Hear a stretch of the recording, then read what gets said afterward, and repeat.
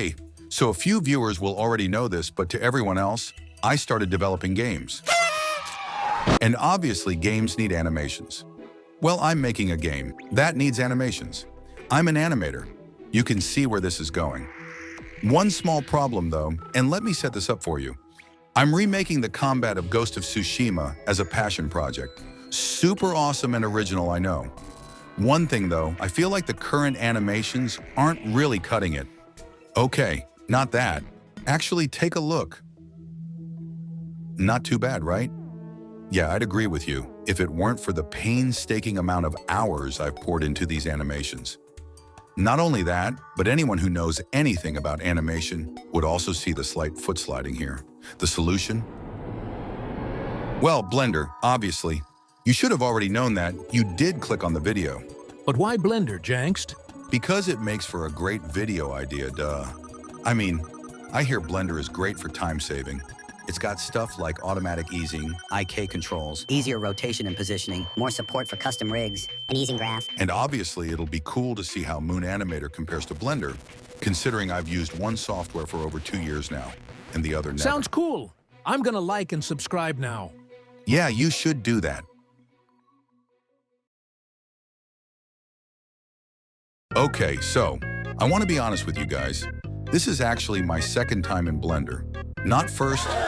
Yeah, I just wanted to skip the whole learning how to get started in Blender bit, so I did all that off camera. But I did use a very handy-dandy tutorial from Niski, which generously came with a rig as well. Link in the description. Anyways, here's the first ever animation I made on Blender. Not bad, lacks impact, but also really smooth. I skipped all that time-lapse stuff this time. I'm so sick of editing, man. Okay, with the warm-up done, it's time for the epic montage of me making the animations in Blender for the game. Obviously, I'm not going to be able to animate everything I need for the game in a single video, but I definitely can get a lot done.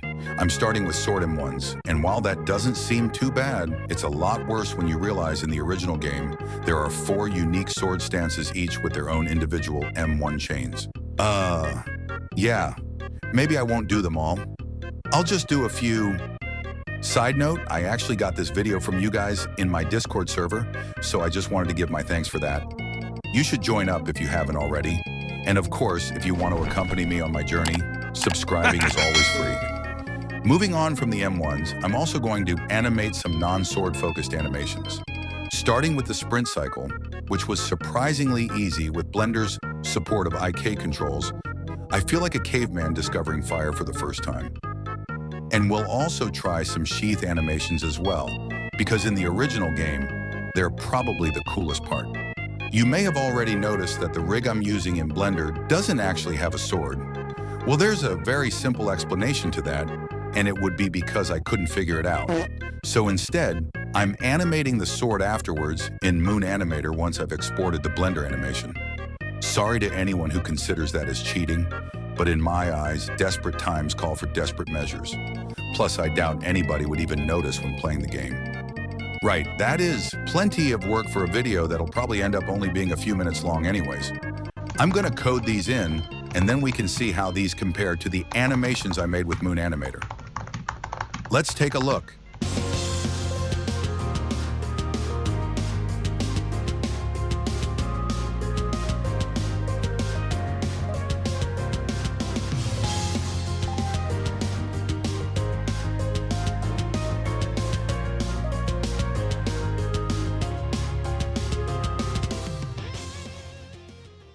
So yeah, it didn't turn out too bad.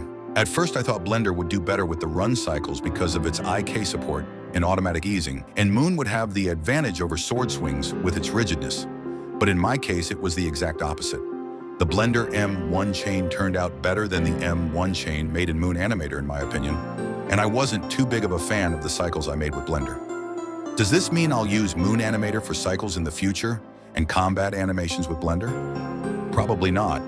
If anything, I ruled up the shoddy run cycles as inexperience with Blender. From now on, I'll likely continue to use Blender as much as I can for the majority of my animations to continue improving, and use Moon Animator to polish them up afterwards, as ironic as that sounds. Of course, with enough time, you could achieve whatever result you wanted with either software, But I feel like both softwares have their own strengths that you need to take advantage of for the best result. But what do you guys think? Let me know in the comments, and while you're at it, you might as well like and subscribe too. Thanks for watching till the end of the video, and I'll see you guys in 2026.